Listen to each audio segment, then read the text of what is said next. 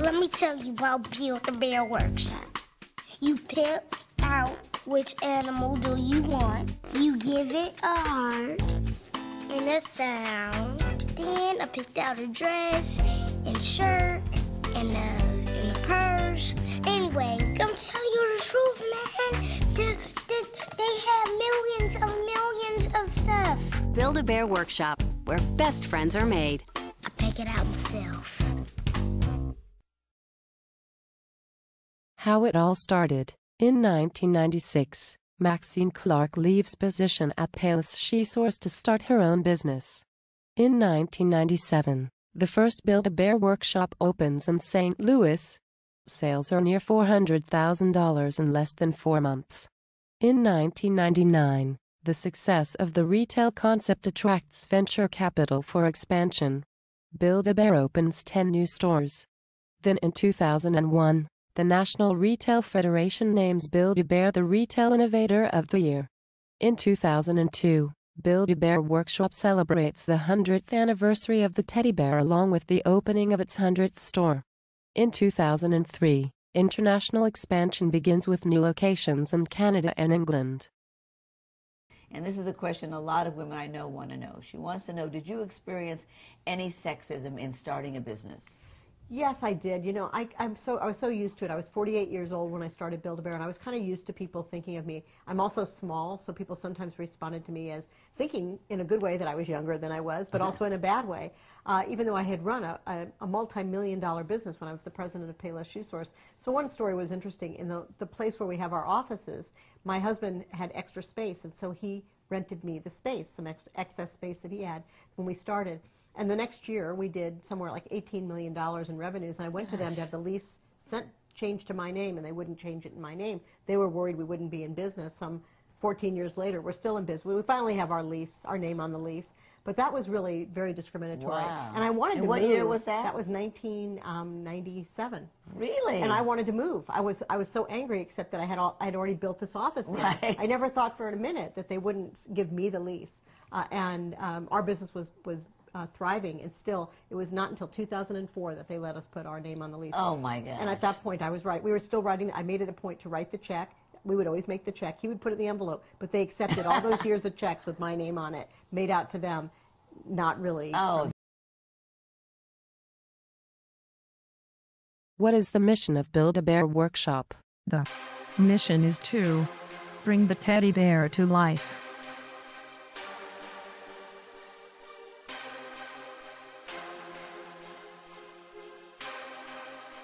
Build-A-Bear Workshop doesn't face any direct competitor to what it creates. They are a dominant company in the industry and has control of the market. However, there are competitors such as Pillow Pets, Webkinz, and Hallmark. They are only competitors because they all sell stuffed animals, but yet none give the option to go into the store like Build-A-Bear and create your own stuffed animal and dress it.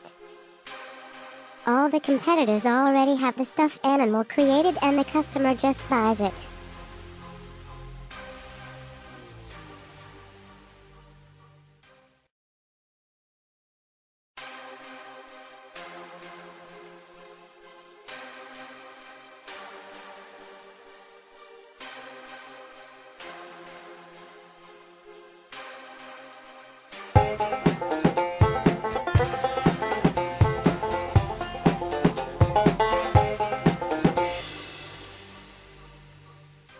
I started Build-A-Bear because I wanted to bring the fun back to retailing. I had grown up in the retail business. I always loved it, and most days I felt I should be paying them instead of them paying me. But when that started to change, the balance went a little wacky.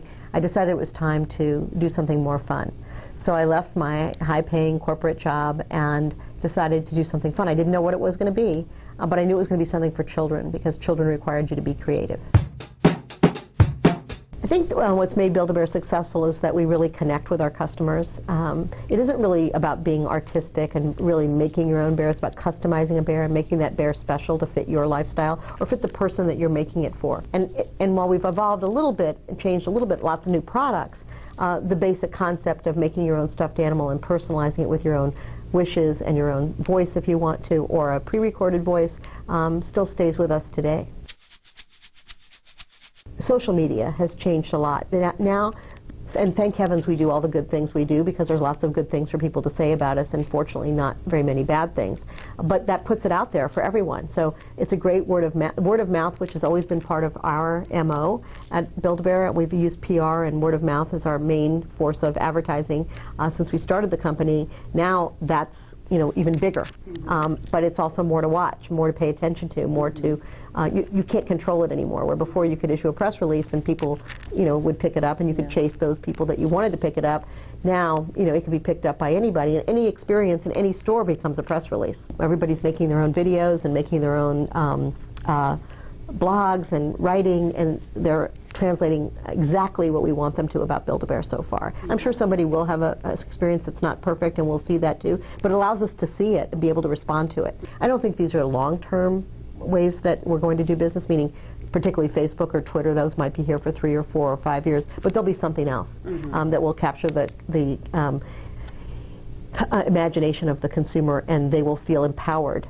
The consumer has always been in charge in my book, but they're more in charge today in everybody's book than they were 13 years ago. Build-A-Bear Workshop posted total revenue of $380.9 million in fiscal 2012.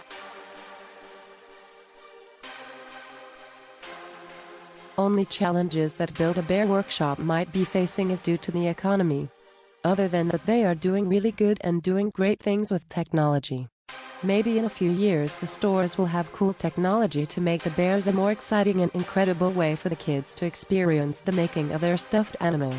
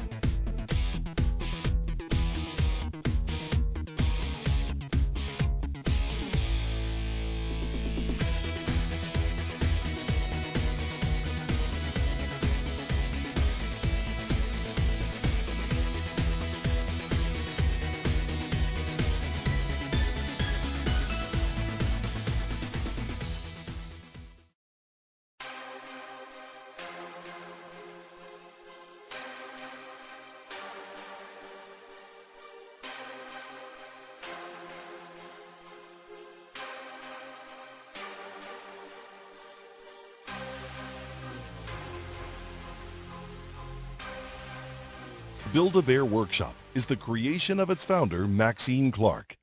When I created the idea of Build-A-Bear Workshop, I knew that the people that we were going to want to hire and be associated with our company were going to have to be different than the average worker that you might come around in a mall store, because what we were doing had never been done before. And so just because somebody could fold T-shirts or sell clothing didn't mean they could necessarily sell stuffed animals and interact with children and parents at the same time. And my experience through the May department stores had been with Psych Associates, and I thought that in my workings with them as an executive and also as an associate of the company, it had helped me be a better manager, and that they would be the people to be able to help us create the culture that it was so important to me when I was starting out in my business. We could never have the level of professional staff on our team that exists at Psych Associates, but they're there to provide a myriad of services for you. And sometimes you need one thing and sometimes you need another. And my strength is I know what I don't know, and I've never been afraid to look outside my company to find another company that would be a good match. Also important that they have a culture of success and of people and talent-centered, because it wouldn't work, we wouldn't be good partners if we didn't have common goals in mind, and I think that's definitely true about Psych Associates. All these marks are where Build-A-Bear Workshops are located. The Build-A-Bear Workshop Foundation trademark is committed to helping communities and lives through meaningful programs that support causes for children and families. The foundation supports a number of programs through the sale of purple satin hearts, available for $1 in all the stores. One of the programs, Stuffed with Hugs trademark, is in its 8th year and helps children in need around the world by giving teddy bears to children as causes. The program has given more than 325,000 teddy bears to children.